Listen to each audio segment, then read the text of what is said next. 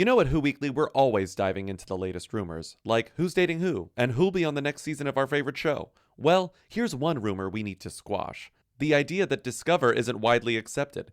Truth is, Discover is accepted at 99% of places that take credit cards nationwide.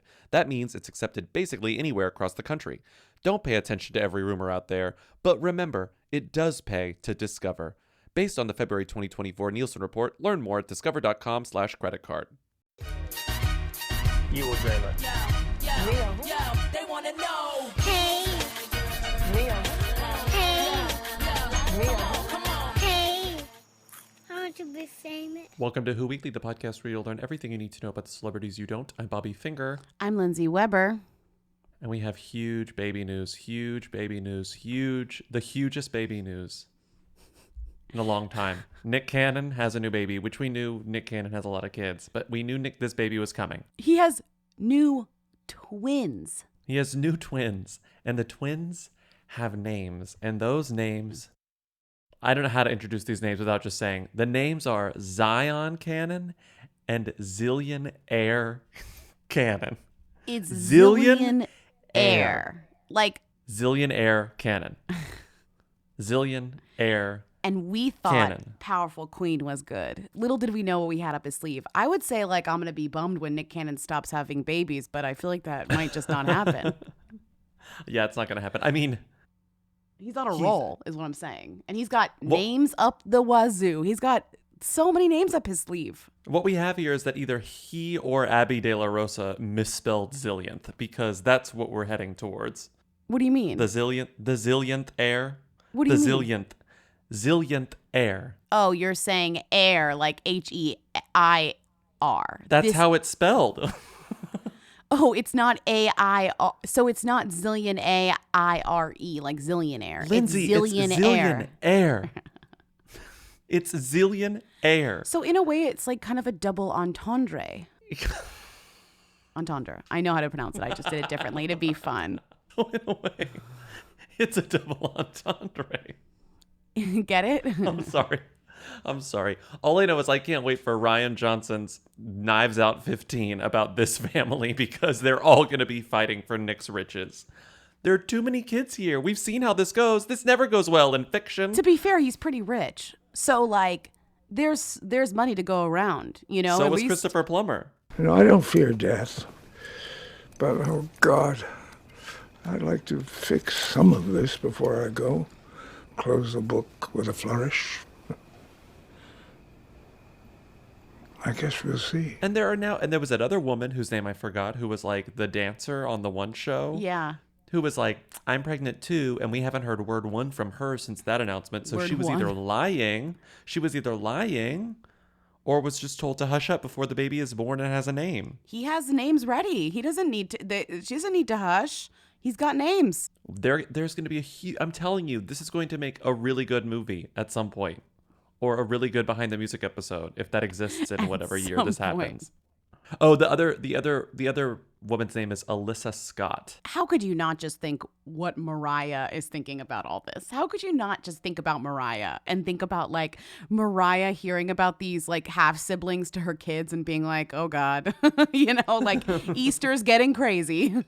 Because she's festive, you know, so she's obviously gonna, you know, invite all of them. Now, would you like to keep all of your children within the same women? Because there are a lot of men. Within the same women? No, because The way you word things is hilarious. First he was a oops baby. Now, now we're gonna keep our children within the same women. Well, Mariah's gotten her body back together. I wouldn't think that she'd want to have more children with you. Or even with any, you know what I mean? What you doing later? That's what I'm trying to figure out. Just saying. I like making mogul diva babies. I've got the menopause. Oh. Yeah, I've got the menopause, so. Okay, you are listening to Who's There, our weekly call-in show where we take your questions, comments, and concerns at 619-WHO-THEM. Let's start with some comments as usual. I'm just calling to confirm what Lindsay said about the Siegel and Douglas sisters. You are correct. There is a subsect of we'll call them Tiger League teams that all all roads lead back to the Zieglers. If you ever like, damn, who is this person? They have a very specific look on Instagram. So that was a very apt observation, Lindsay. Okay. Yeah, I'm sorry. They're just like breakout stars in a very interesting way, where you have like the older one coming from a popular reality franchise, but then spitting that off into like professional dance career and pop music and now acting kind of. And then you have the younger one, also a dancer, but then who has her claws in like the Gen Z world because she is a Gen Z, you know, like TikTok and all of that. So like between the two of them, they really span like the quote unquote young people, right? It's weird to call them low key considering, you know, how big their social followings are and how famous they are, but like compared to their friends, they seem more under the radar than everyone else, which is interesting, which is like why it makes sense that they would be the ones who are friends with everyone. They're a little more low key somehow, maybe just like interpersonally. Are they low key? I guess they're low key in a way where they themselves are not influencers or kind of all over the place with Spawn. Right, because like it's like their work is places, but not necessarily stories about them as like people, as civilians. And yet every single new person like goes like is like, oh, she's friends with the Zieglers.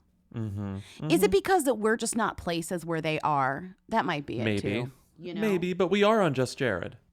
And Just Jared Jr. Hey, Lindsay and Bobby. I was really excited to hear you guys talk about Five Sauce on the most recent episode. I'm sorry if you hear my cat meowing. And I thought I would share a fun story about them involving Rita. So a couple years ago, their guitarist, Michael, got injured at one of their concerts because he walked off the stage while they were playing, and fell into the crowd. And he revealed in an interview later that the reason he walked off the stage was because he saw Rita in the crowd and got distracted by how hot she was and didn't realize he was at the edge of the stage. So yeah, Rita's iconic. I guess this is another tie between her and the Australia Who canon. All right. Bye. Crunch, crunch. All roads also lead back to Rita Ora. And all stages lead out to Rita Ora, apparently. If you keep walking, you'll fall into her gorgeous arms.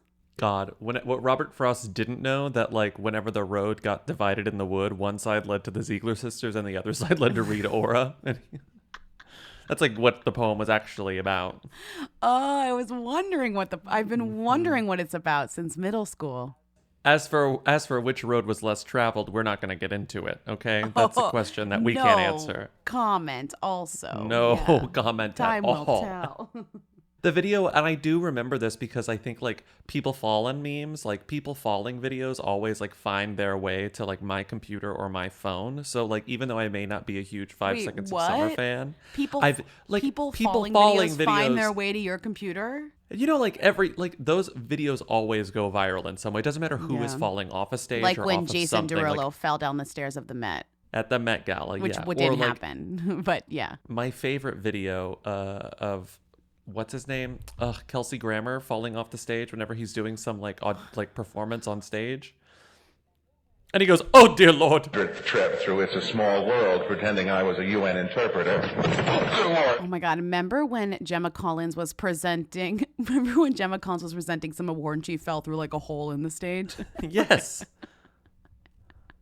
Yes. That was brutal. Falling memes are great. Hey, Weekly. I was listening to you guys talk about Anthony Ramos and Jasmine Cephas Jones, and I had like a question / theory for you. I feel like maybe like their publicist teams were like telling them to like cool it on being like a couple on Instagram because he's like, you know, new and very hunky for this new movie coming out, and she's the star of like a brand new TV show coming out. And I feel like there's that like old Hollywood thing of like, let people think you're like young and hot and like attainable and single, and like don't let them know that like you've like quote unquote settled down.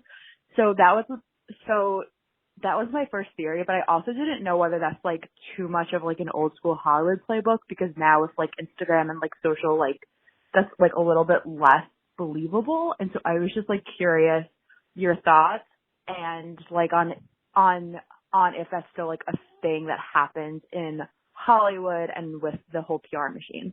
Okay, thanks. Bye. I think that stuff still happens in Hollywood in some places, but I don't think it's happening here because Anthony did post a photo, you know, with his fiance on the red carpet on the day that this movie came out. So, like, he's not really trying to hide it. And they did go to each other's premieres because she's in a show called Blind Spotting which is funny because it's Daveed Diggs is in it too, on Showtime or Starz. The Hamilton the Ham Fam. The Ham Fam. Do they call themselves the Ham Fam? Is that Ham a thing? for Did I Ham make or that whatever. up? Isn't that like the thing? I don't know. I'm not gonna. We're not gonna. But we're not gonna go there. I don't think they're hiding. I was unsure if they were still together, but it was very, very, very confirmed by like the press they did for their respective shows. I mean, his is a little bit bigger. It's a big movie premiere. Hers is like a TV show, so it's a little bit less whatever. But the fact that they had them at the same time is nice.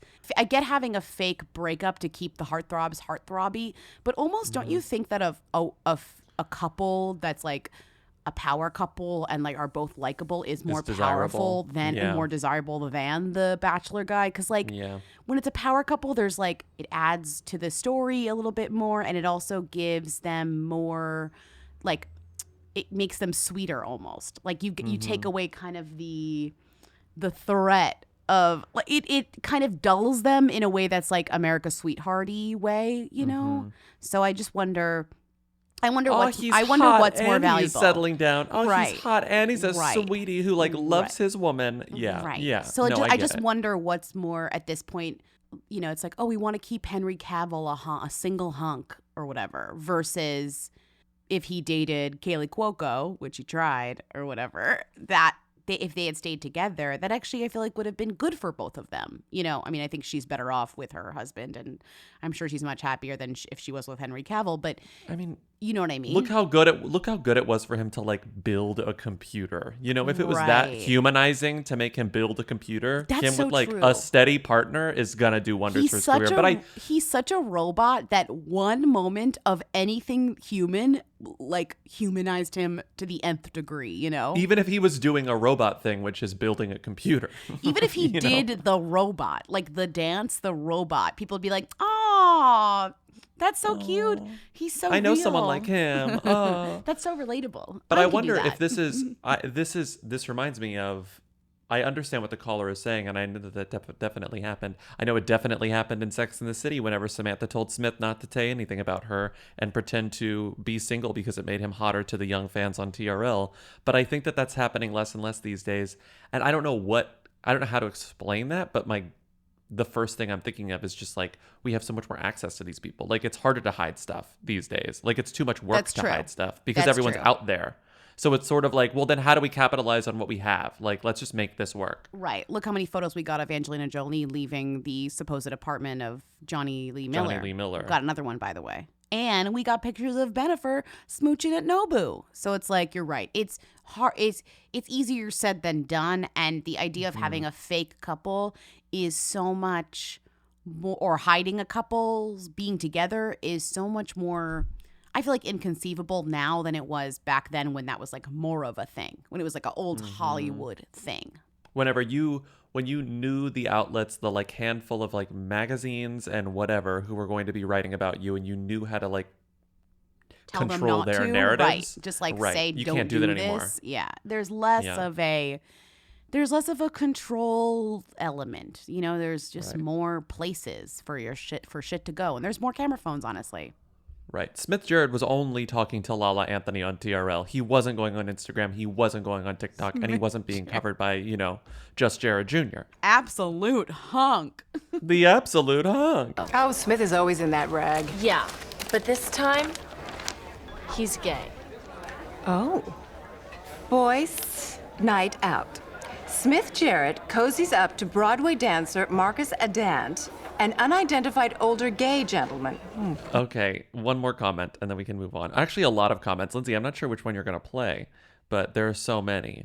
Hey, Lindsay Bobby. I was just calling, and you might get a few calls about this from your gardening population of listeners, but I went and looked at Catherine Zeta-Jones' video of her gigantic and gorgeous courgettes, and those are, yeah, for sure, like, those can be organic. Those zucchinis are massive, but those are the zucchinis that, like, you don't want to eat. Zucchinis can grow, like, insanely big, even, like, organically, even with nothing added.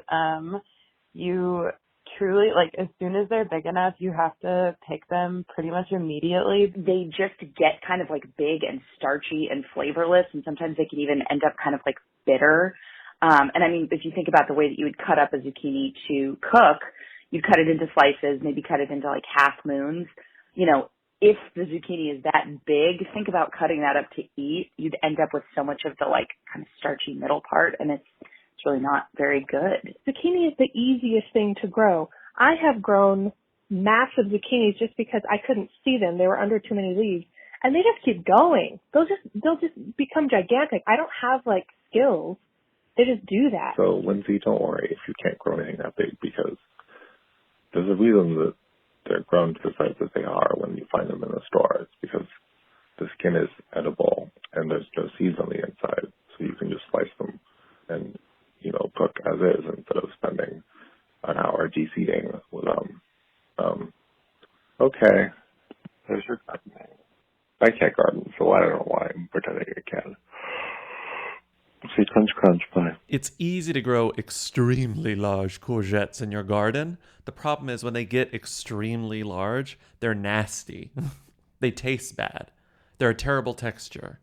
Yeah, so that flex, not actually wasn't a flex at all. It wasn't a flex and at the all. Knew. But it got us, you know? We were fooled by the flex. But it also sort of suggests that like she hadn't eaten them yet, you know? It also, we were fooled by her saying extremely large. Stupendous. But yeah, it's nasty. Yeah, Apparently good luck nasty. spiralizing those babies. First of all, you'd be knee deep in zooks, but they taste like shit. Yes, they would taste really bad. And I was looking up more like gardening websites, and it's like, yeah, they're gross. And also, from the moment they're ripe to the time they're doubled in size, it could be as little as 24 hours that have passed. Like, they start growing really, really quickly once they're ripe. I think one of the callers said that too, but it's like, you want to pick them when they're like 6 inches long and then like call it a day. All right, good to know. I feel like I learn things all the time from the wildest sources. Mm-hmm. Did I think I was going to learn like how big a zucchini should be from Catherine Zeta-Jones's faux pas? No, I didn't. No, I never know what I'm going to learn from this show, and I always learn something, somehow. That sticks with me. I was visiting my friend in Portland a few years ago, and she was talking about how, like, everyone grows zucchini, and she was like, talking about how easy it is to grow, but she's like, I was like, oh, that's cool, you grow zucchini. And she was like, everyone grows zucchini. That's the thing you do here. Everyone grows zucchini. You have too much of it instantly. You start giving it away, and then everyone's like, I don't know what to do with all the zucchini. There's a period of time where you eat only zucchini bread. It's just like insane. I'm impressed. Like, I'm impressed. I'm impressed. I'm trying to grow stuff too. So like seeing those huge zucchinis like inspired me, you know, even if they taste like garbage, you know? Mm-hmm. Have you made that delicious tuna yet? The tuna with all the parsley? Oh, no, I haven't made it yet. The green goddess tuna. Do it. I'm excited. You know I have a lot of herbs. You know I have parsley to spare. You know I have a lot of herbs. If I know one thing about Lindsay, it's she's got a lot of herbs. While I was gone, everything went crazy. It's crazy out there. It's a jungle out there. You're welcome. Yeah, well, thanks to you. And thanks to Dan, who took care of my garden as well while I was gone. Okay. I'm just saying. I gave them. I watered them. Not only did I water them, I made content, and I sent you a video of me watering them. Okay? Every time Bobby steps in my house when I'm not there, he makes a TikTok out of it. It's true. Is that a lie? It's not a lie. Okay, let's move on to questions. Hi, Lindsay Bobby. I was wondering if you could tell me who Rose Matafeo is. She is like the star and writer on this new HBO Max show, Starstruck, and it feels very much like a Lena Dunham, Michaela Cole, like young 20-something comedy writer getting like her own show and getting kind of this like prestige thing, but because she's from New Zealand, I don't know what any of that, like what first caught the interest, like what got her the show. So yeah, Rose Matafeo. Who is she? Me and Grace. Did someone say HBO Max? This is not an ad. We have an HBO Max problem on the Patreon. We really do. We really do. So Rose Matafeo is the star of this show, Starstruck, that's being promoted all over HBO Max. And it's like, watch the show. It's an HBO Max original. And I was like, fine, I'll watch the show. You're telling me to watch HBO Max. You rarely miss. You rarely miss. And guess what? It was another hit. It's great. I'm not done yet. I'm halfway through. It's so short, though. I'm mad. I don't know if we want to get into it, but like, I don't like that they're all just there. Like, I wish it had been weekly. You know, but whatever. Well, that's how I feel about every freaking show on television now. I don't want to binge anymore. I'm over binging. Binging is over. The culture is over binging. Seriously. Binging is over. We've moved on. It's too much. We need to be doled it out gently. We need portion size. Could I have watched more of Starstruck when I started? Yes. Did I want to? No. I stopped myself. I watched an faking episode a weekly rollout last night, and it rolled into the second episode, and I was watching it too, but then I got distracted, and then I was like, fuck, I wish I didn't even have access to this. I should be forced to wait. The first episode is so delightful. It's such a delightful setup, and it's a great setup. Notting Hill. I don't know. It's like, it's very much the spirit of Notting Hill. She is clearly a singular talent. She is clearly like, this is very much like you can tell her she vehicle, has a voice. You know, the jokes are her jokes that you can tell like she has told in her set, not the same jokes, but the same humor. You know, the character is supposed to be. It reminds me also of Phoebe Waller-Bridges. It reminds me of like Michaela Cole, where you see a lot of they're putting. How do you describe it? It's like the Mulaney show. It's like a. They get a show that's like very much them, you know. The Mulaney show, Seinfeld. It's yeah, like it's these. like These are what right, comedians who get right. shows do. They write their humor into like a fictional character, but it's like, well, this is her. The idea that it's not a sitcom where the character's name is the same as their, like, we're past the like Ray Romano of it all. It's like a rom-com comedy, but it is about her, but it's not called like the Rose show. Do you know what I'm saying? It's like, it's the next generation. She's one of the new Kiwi besties. We love to see it. We love to see people come from New Zealand and strike it big. But she was a comedian. She did some on-air stuff for like New Zealand press. So these videos that you found that I hadn't seen last night are so funny. She's just a funny person. She's a comedian who did a lot of stuff online. She's the exact age for it. Yeah, if you search her on YouTube, you get everything from weird press junkets she did as bits for New Zealand Today to sketch comedy that she did on some TV show called like Women, I forget what it was called, or to all of her stand-up, to like her on Jimmy Kimmel. Hello, my name is Rose. Lovely to meet you. I am from New Zealand, but I don't want to talk about it. It's actually kind of personal, so stop asking. I've come here tonight dressed as a necktie. Thank you very much. I tried to dress up for this tonight, but I don't know if I nailed it, because I think, unfortunately, this outfit sort of teamed with the rest of my aesthetic. It makes me more look like a character in a romantic comedy who is only there to provide exposition to the plot. You know what I mean? That's the look, isn't it? It's the look. You know that like one office worker character at the very beginning of the film who would just be like, well, look who just walked in. It's Marcus Sampson, heir to the biggest shipping company in the Northern Hemisphere. A notorious bachelor. He says he's waiting for the right lady to settle down with. Well, good luck to her, whoever she is. Anyway, I'm off, and I probably won't see you to the end of the film, possibly in a large group scene where I have no lines. Goodbye. Goodbye forever.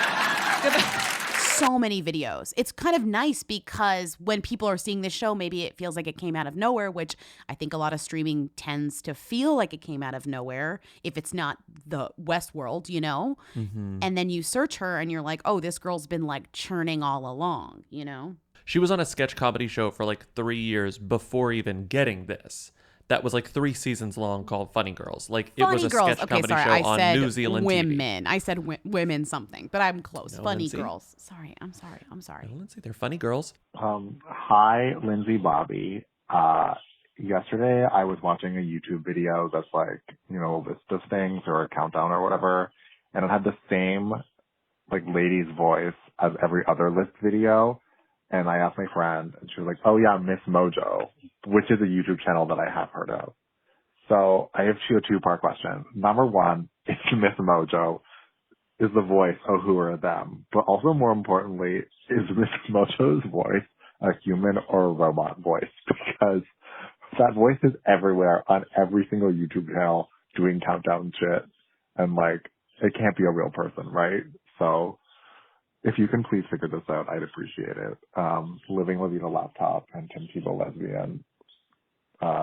Me inside, bye. I just love Miss Mojo. I love Miss Mojo.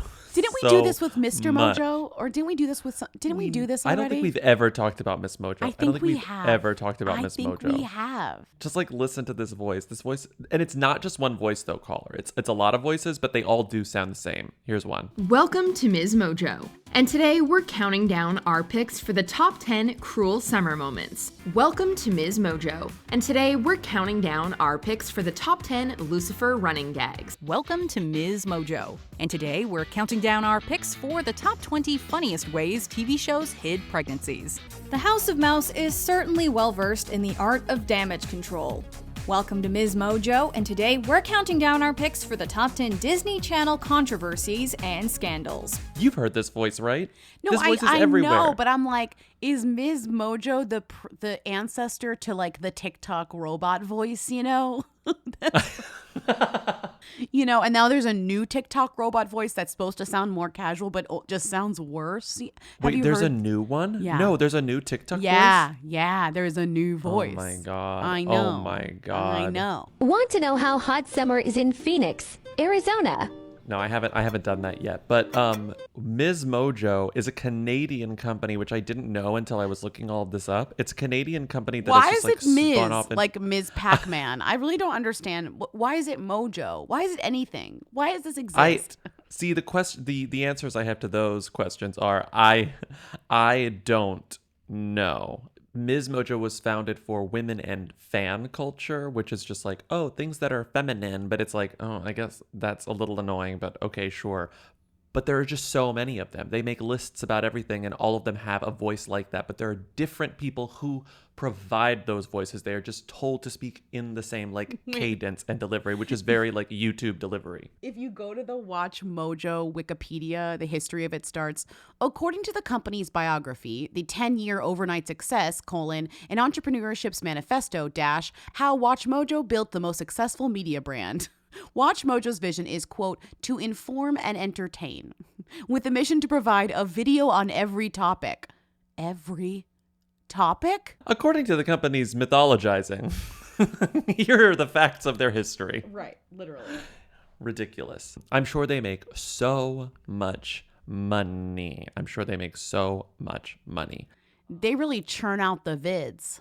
Listen to some of the things that are currently on Ms. Mojo. Just listen to how many things they have. They have 4 million subscribers. Recent Ms. Mojo videos. Top 10 Jujubee moments on RuPaul's Drag Race. Top 20 songs written by Lin-Manuel Miranda. Top 10 Raya and the Last Dragon moments. Top 10 movie musical adaptations of all time. Top 20 creepiest catfish episodes ever.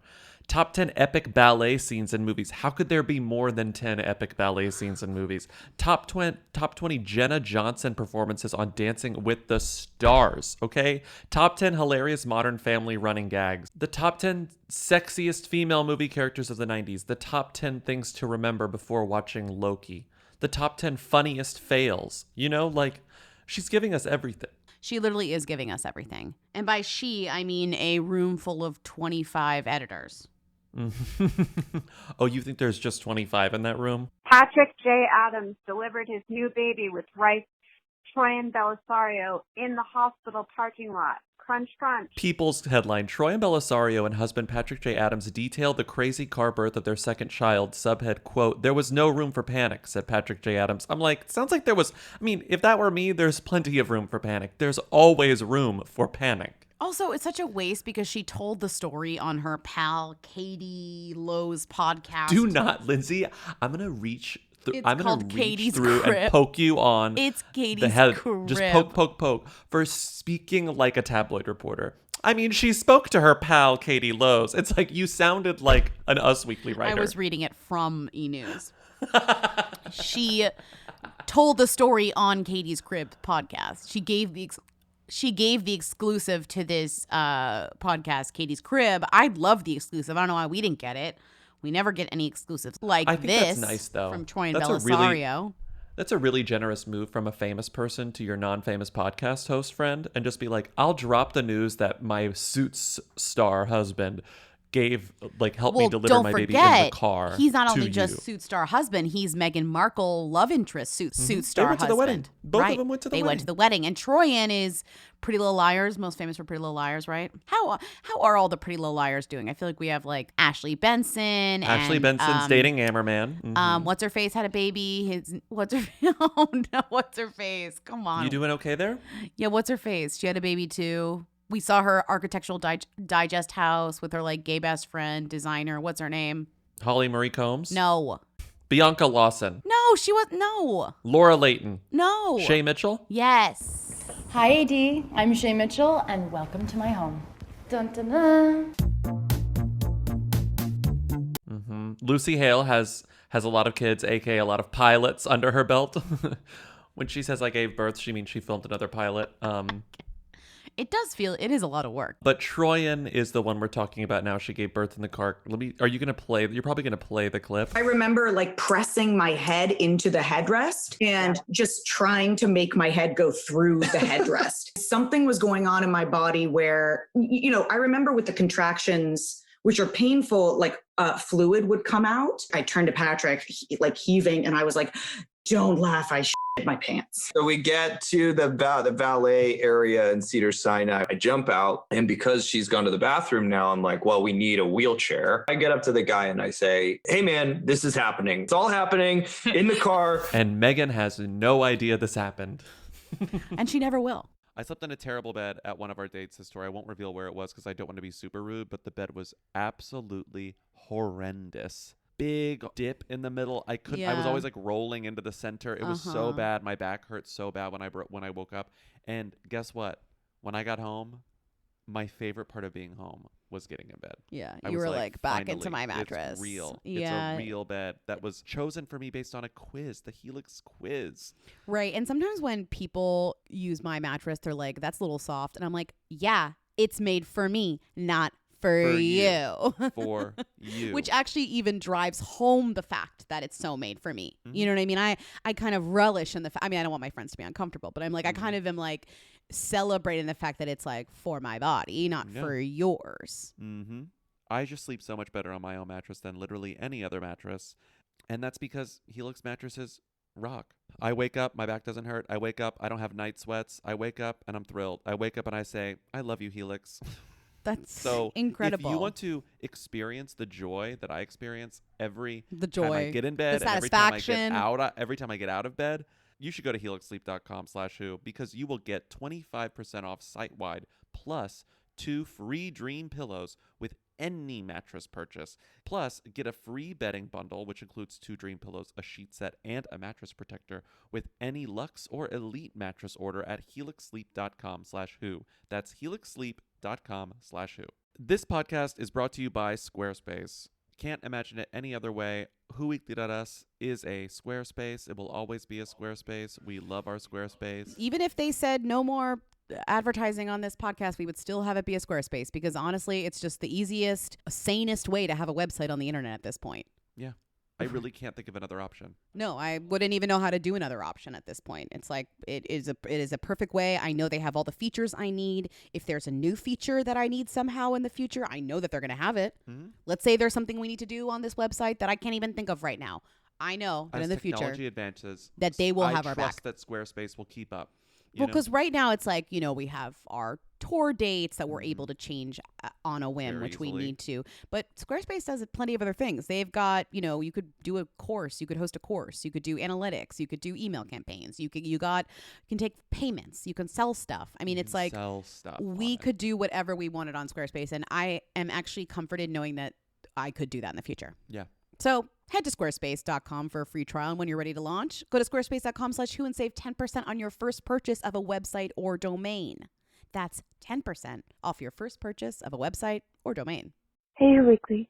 I went to the Medieval Times this weekend for the first time in a long, long time. And after the show, I was checking out their Instagram. And discovered that they only follow, the official Medieval Times Insta only follows 41 people, and only a couple of them are verified, and mostly businesses like Taco Bell. But the one celebrity that I could tell they followed was Jenny McCarthy, and I just wondered if you had any insight into why that might be the case. Thanks. Bye. That's funny. It's true. It is very funny. And we have an insight. We don't have certainty, but we have an insight. We don't. Okay? I really tried to search. I searched a lot of different things with Jenny McCarthy, Mark Wahlberg, Medieval Times. Maybe I'm missing something here. I did go to the Instagram. Donnie Wahlberg. I did confirm that she's the only celebrity they're following. My one thing is that she has this serious show where she just talks nonstop like us every single day, and I have a feeling, because you just talk so much, she must have talked about going to the Medieval Times, or she must have talked about. It must have come up, right? Because you have she posted, or whoever does promo for her posted an image macro about what she was talking about that day. And it didn't say Medieval Times, but someone responded and said, we need a field trip to Medieval Times, implying that she had talked about it on the show. Talked about it positively, as though she was a fan or wanted to go. Right. So in my mind, Medieval Times, the Instagram, saw these mentions or something and followed her, or heard the segment and followed her. And that's literally as simple as it is. Maybe we can get a follow. Maybe we can get a mention. Maybe we can get a repost or something. But it doesn't look like that happened anywhere. I've never been to a Medieval Times. Have you? Oh, yeah, I have. Are they fun? They seem fun. It's really fun. It is a relic of entertainment and dinner theater that I feel like we don't have a lot of anymore. Dinner theater is really not as much of a modern thing. Does that make sense? Mm-hmm. And it's really cool that we have this. It's relegated to Medieval Times and Pigeon Forge, Right. And I also love and support any performers that work as like knights. I feel like that's a very specific skill, like the Blue Man. Like if you train to learn how to be like a fighter in a Medieval Times show, that's like a very specific skill that's not very transferable. And I respect that. Much like, again, Blue Man or Stomp performer. Well, I guess Stomp performer is a little bit more transferable because you're just kind of dancing and stomping. But you get what I'm saying. Just there's something very noble about that sort of thankless acting. Like you are a performer and you study to be a performer, and what you perform as is a completely masked character that no one's paying attention to. Oh, I loved Lindsay Weber as the knight in this Medieval Times performance. No one's really doing that, but right. yet you do it anyway because acting is your passion. I went to Ren Fair in Inwood Park once. That was fun. I drank meat. It was nasty. I've been once. It's fun. Again, it's fun until it isn't. You're I'm eating the turkey leg. I went with friends once, and we met this guy who we thought was a character guy, and he was I'm the barrel maker, and we were okay. But then we were what do you really do? And he was no, I really make barrels in Williamsburg. And I was what? I was wait, so are you I am ye barrel maker. And you were oh, good one. You're so good at this. I swear to God, Julianne was there too. And we were just wait, so you're a barrel maker in real life too? And he was yeah. And then I was well, I guess you actually could make barrels. That is a thing. And then I got really confused. One day, God. And then cut to 3 years later, you're watching a Architectural Digest video and Gwyneth Paltrow is and then I have these beautiful barrels in my backyard. I get them from a barrel maker I love in Williamsburg. He makes the best barrels. Right, that's what I'm bought saying. A lot of barrels before, but none of the barrels are as well made as these Williamsburg barrels from Yule, the barrel maker. When he said, I'm also a real barrel maker, that flew through my mind. And I was well, who am I to say there's no such thing as a barrel maker? I would buy a barrel. People need barrels. People, I've watched video of people making barrels. Bending wood is an interesting practice. Why did I watch a video of barrel makers? Bending I don't know. wood is an interesting practice. No, I'm serious. No, I know. I'm serious. Look up how barrels are made. They are so precise. It is really interesting, and I don't know why I've watched barrels being made, but I have. And you should watch it. Because they have to be perfect because it's bent wood, and they have to be sealed because you put stuff in them and stuff can't fall out of them. You can't have cracks in that stuff. So you have to bend the wood and then stick the wood all together. Well, then you have to get the metal and wrap it around the wood. Yeah. It has to be perfect. It's so crazy. precise. No, that's. Yeah. I mean, I'm. And here we are. Another call. Colton Underwood shares the Amazon finds that help him show off his pride. It's true. So, yet another nail in the coffin of Pride, or just proof that like Pride is extremely corporate now. We have this headline: Colton Underwood shares the Amazon finds that help him show off his pride. The Bachelor alum revealed his favorite gadgets, grooming products, home decor items, and more. I'm sorry. Please read me the Pride items you can buy on Amazon.com, according to Colton Underwood. That Colton likes and that he says show off his pride. One of them is the Reebok Club C85 Pride shoes, which are white Reebok shoes that have like a sliver of pride flag. Looks more like a trolley gummy worm that goes along the top part of the shoe. That's what it looks like. There's nothing better than a fresh pair of white sneakers, and these are the Reebok Pride shoes. I like them not only because they're white, but because they've got a little pop, a little flair. I gotta say, like, I don't need Colton Underwood wearing like a jock strap, but I do love. But I am a little bit like representation matters, you know. Like this dude is out here being like, I love my white sneakers, right? I like to be clean, but I also have a little flair and a little dazzle.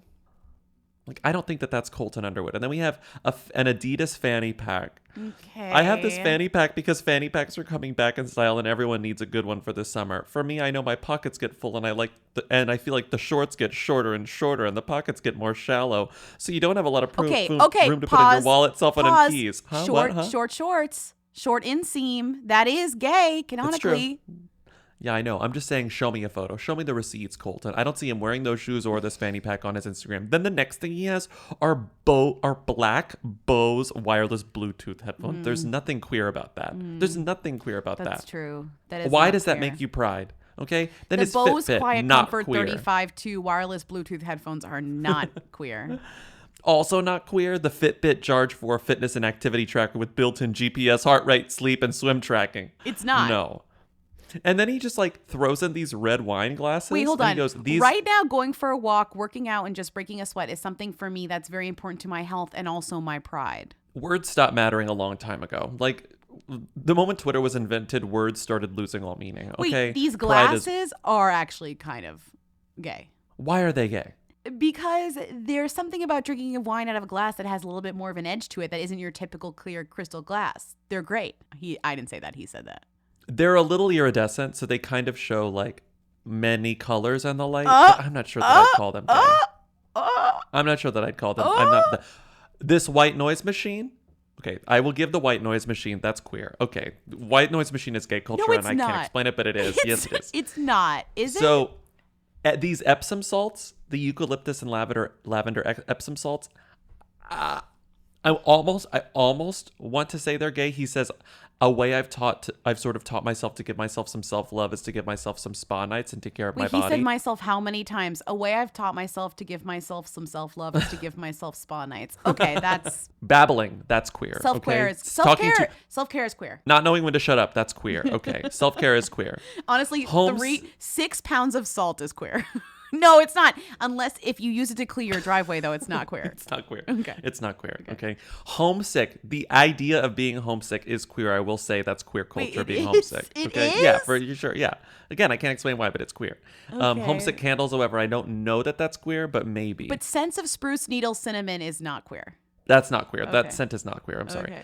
An essential oil aroma diffuser, queer. That counts. Okay, but Don Francisco's vanilla nut flavored whole bean coffee is queer. Not queer. No, it is. Is it? It is? No, I this don't is know. my go-to coffee. It's on Amazon. You would know more than me. Is it? Vanilla nut kind of. Don Francisco's vanilla nut. That sounds a little queer to me. I'm not normally a flavored coffee kind of guy, but this is the only flavor that I drink. That's not queer. That's not queer. No, I'm sorry. That's not queer. Check this out. Stay caffeinated. There is no wrong time to have a cup of coffee. He's like one of those signs came to life, like and like learned English badly. Okay, but the gayest thing he said the whole time is there's no wrong time to have a cup of coffee, as you know. That's true. That's true. He also has this vacuum insulated tumbler where he puts his coffee in his smoothies. I will say single-use plastics are queerer than this sort of like reusable cup. I don't want to die. Single-use plastics are queer culture. I appreciate this. Okay. Voss water, Voss glass water, queer. But I've had Voss maybe once. It's very expensive. Okay. My go-to water bottle is Voss. They're great for me when I'm entertaining or when I have guests over. Okay, so it's like for any time. They're great when I'm alone or when I have people over. The great thing about this water is you can drink it alone or with friends. Okay. I love this guy. Like, what a disaster he is. This water is you could drink it alone or with friends. Yeah, water be like that. Promoting products you can buy on Amazon is pride. Like that actually is like we all joke Current like pride. we all joke about like Chase Bank float. You know, we all joke about these things, and if anything, they're almost cliche at this point. That pride is so corporate. Yeah. And to be fair, this is the epitome of pride. Selling me freaking Epsom salt that I buy on Amazon.com is gay now. Being on the phone with someone from E and saying, well, I really like Don Francisco's vanilla nut flavored whole bean coffee in a 28-ounce bag. He literally says, check this out, stay caffeinated in this description. Check this out, stay caffeinainated. Sleep is very important. With one of these, your sleep quality is going to go way up. I'm telling you, that's queer. That's queer. Having a sound machine, white noise is queer? Yeah. Okay. Every time anyone uses a white noise machine, they're celebrating queer culture. Absolutely. Okay, I didn't know that, but now that I do, now you know it. Yeah. Well, I know. You're welcome. That's what I'm here for. I'm here to tell you. Thank you. Okay, let's play really quick Who Are Them. Really quick Who Are Them. Which of these is the bigger who? The fray or the script? Crunch, crunch. The fray or the script. This is great thinking. I love this form of thinking. Who's a bigger them, the fray or the script? On the count of three, say who's a bigger them, the fray or the script. I will say both of them are probably who's. Who is a themy or who? Okay. Right? 1, 2, 3. The fray. Duh. The fray. The script is like the Christian-y fray, right? I think that sounds right. Okay. Right? Yeah, that sounds right. The scripture, I don't know if that's true. I'm thinking the scripture. It's just like over my head. Cable cars, one of the songs of the millennium, Is that the script or is that the fray? That's the fray. That's the fray. The fray. I mean, almost every song on Grey's Anatomy can be traced back to the fray. So for that, they are important. The fray is very season 1, season 2 Grey's Anatomy. Back when I watched Grey's Anatomy. You know what? Halfway through this segment, I'm going to say I thought I knew who the script was, and I have no idea. I don't think I've ever heard a script song. Oh my God, Frey wins number 1. Oh my God, Frey wins out.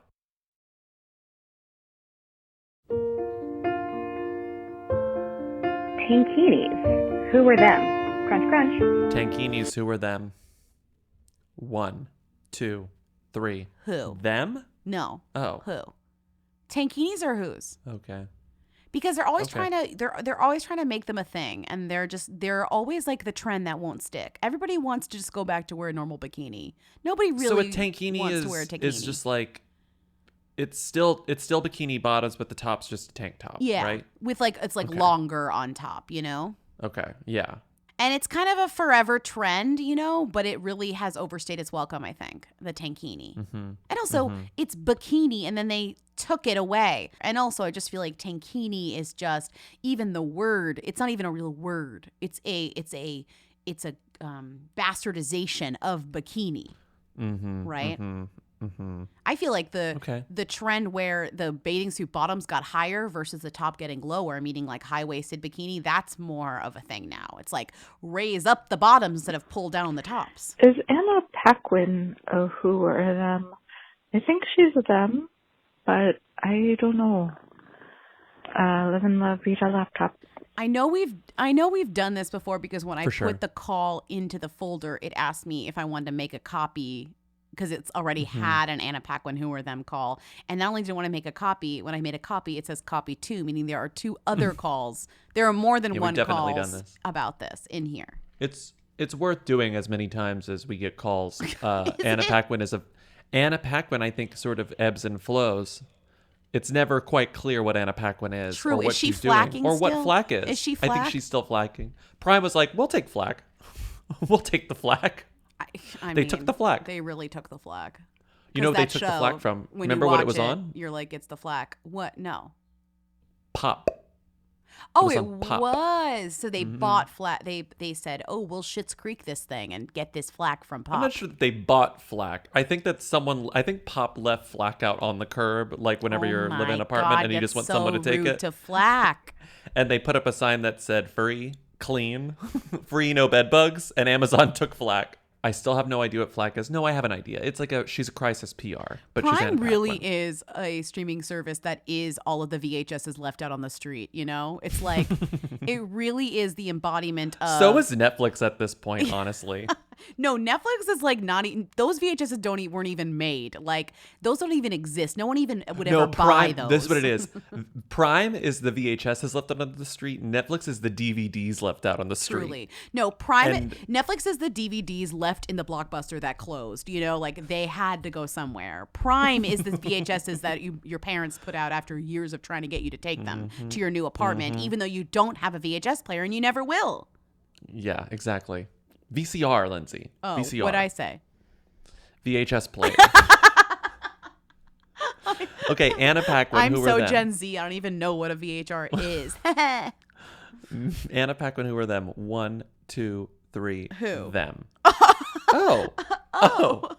Really? I don't know. It just felt, It felt right? it just felt like we were heading in that direction. You took a sharp left She won an Oscar. That doesn't really mean anything. when she was 14 years old. People think she can lead a show, but that doesn't really mean anything. Look at Lucy Hale. Another... Maybe she's still sort of defined by her child stardom. But I think maybe she's a who with them name recognition. I think that name is still has weight. I think the name has weight. But I think that she is not necessarily someone who people have super strong feelings about. Like, she doesn't associate herself with superstar them energy. Yeah, I don't think that she does. I don't think Yeah, I'll anyone's give her a like, who. I stan Anna Paquin. Who with them name recognition, for sure. Okay, there we Okay. go. We got it. Interesting. Thank you for helping me figure that out. I really appreciate it. I like when we can work through things. Mhm. Okay? Sure. Next one. Hi, Lindsay Bobby. I just finished the most recent Who's There and heard you guys mention in one of the ads, Party Down. And it got me thinking because I love when you rank things from who to them, and I also really love Party Down. So I was wondering if you could rank the cast of Party Down from whoiest to themiest. And also, just as an aside, this is back to a really old topic, but I am a middle school teacher, the end of the year, and everyone's really fried. We are watching Bob Ross next week. All right. Love you guys. Crunch, crunch. Women don't belong in balloons. Pork and Sorkin. I think this is very easy. You think so? No, maybe not. I don't think Maybe so. not. I think that's why Because this I is think- interesting. It's kind of hard. Because I think who you have at the bottom is, what's his name? Ryan Hansen, who I literally didn't know outside the show. Ryan Hansen, whoiest, right? For sure. Okay, so Ryan Hansen is the whoiest. But I think Ryan Ryan Hansen's- Hansen and Martin Starr kind of are the same level. I put Martin Starr one notch above him. Because and of same with his- Ken Marino. because of his Because of his connection Silicon to- Valley, other stuff, Freaks Yeah, and Geeks. But also Freaks and Geeks guys. Okay, so you're saying Ryan Hansen at the bottom, then Martin Starr. But I would say Martin Starr and Ken Marino are the same. About on the same level. Yeah. Okay. And then I think what you have next is one bucket, and everyone remaining is sloshing around in the same bucket, except maybe Adam Scott and oh god, this is But tough. Lizzie Kaplan at one point, maybe 4 years ago, would have been at the top of this list, weirdly. Mhm. And 5 years Adam ago. Scott, 6, even 7 when this years show, ago. right after this show came out, or a few years after, he was also a big guy that people were talking about. I think we can Weirdly, put Adam Jennifer Scott, Coolidge and Megan Mullally are kind of at the top of this list because they Mhm, are that's what I'm they're saying. evergreen in this weird way. I think that Adam Scott and Lizzie Kaplan are on the exact same level above Martin Starr and Ken Marino. Yeah. And then I think we have Megan Mullally and Jennifer Coolidge, then Jane Lynch at the top. I think Jane Lynch at the top. I think Megan Mullally, Jennifer Coolidge, same level. We have Ryan Hansen at the bottom. Yeah. Then we have Martin Starr and Ken Marino right above him. Then above them, we have Adam Scott and Lizzie Kaplan together. Then above them, we have Jennifer Coolidge and Megan Mullally together. And then at the top of the list alone is Jane Lynch. Yes, I agree with that. Only I think I agree with that. I agree with that fully. This is the Jane Lynch meme crossed out. I am going to crossed out make a list that is so definitive. That's the meme we just made. I am going to make a list that is I am going to make a list that is so definitive. That's a good meme. Hi, I'm proffering a theory that the only them of oven temperatures is 350 degrees. I'm on the fence about 425. Thank you. National Geographic presents Genius, this caller. The only them oven temperature is 350. That is correct. Absolutely. Every other oven temp is a who. Is a who. When I'm asked to put my oven on 375, I'm like, who? Girlie, change the recipe. I'm leaving it on 350. Or sometimes you like go up and it's like if I'm reheating something, it's like, do I do 325? Do I want 375? It's like 350 is right in the middle, baby. Yeah. It's the sweet spot. And whenever you turn on your oven, it defaults to 350. At least mine does. Yeah. Because I have the stupid digital oven. I don't have the 350 is the only temperature we recognize. That's it. Mm-hmm. We don't recognize anything else. Like whenever you read a recipe that's like roast it, you're never sure if it's going to say roast at 400, 425, or 450. You know? Yeah. Warm it. You never. Is it going to be 275? Is it going to be 180? But if you're baking it respectfully, it's at 350. Respectfully. You bake it at 350, and then if it's like, oh, if you have a different kind of pan, you're going to want to alter the temperature or whatever. I'm not. No. I'm absolutely not going to want to do that. I'm doing 350. I'm absolutely not going to want to do that. This caller, you're genius. That's so true. You understand this podcast. Oh, you totally get it. You get it. Thank you, and thank you for listening. We're going to end on that. Perfect place to end. Thank you for listening. Thank you for calling. Keep calling in if you want to show up on a show like this. 619 who them. Keep calling if you want to show up on a show like comments, this. And concerns. And it's still going to be Pride Month next who's there. So call in. I would like you to call in and tell us the things on Amazon or the things that you've bought recently that mean pride to you. I want to hear a list of things that mean pride to you. That is it'll be our last Pride episode. Idea for Pride to celebrate. What in your Amazon order history? It doesn't have to be Amazon. Let's actually leave Amazon out of it. No, it is Amazon because that's how it should be Amazon. Because that's why it's so stupid. How corporate it is. Yeah. What in your Amazon? What have you bought recently from Amazon that gives you the most pride? What are you the most proud of? What a good call. What a good call. Yeah. Okay, please call in and leave those messages. Thank you to Katie and Eric of the Who's providing our theme song for Rita on Tuesdays. Rate and reviews on Apple Podcasts, please. We love your ratings and reviewing. Support us on patreon.com/whoweekly for twice-weekly bonus episodes. And we'll see you on Tuesday. Have a great weekend. Bye. Bye. You will dream it. Yo, they want to know. Hey. Mia. Hey. Mia. Come on. Hey. I want to be famous.